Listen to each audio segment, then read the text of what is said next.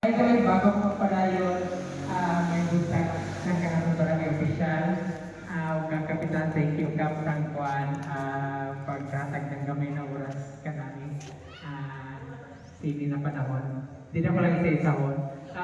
Again,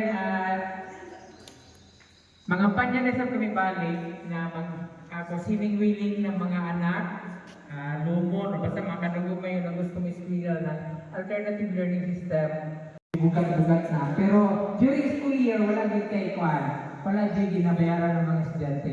Doon lang ang kinanglan. Mga niyang bayad na akong ginapangayo. Unang time ninyo sa pag-anin. Ikaduha, ballpen. Kung wala rin supply. Mara na kanalang duha ang ginapangayo. Pero parang mag-college na doon, si Mamuntayaw, Telea Mamuntayaw, sila yung edad.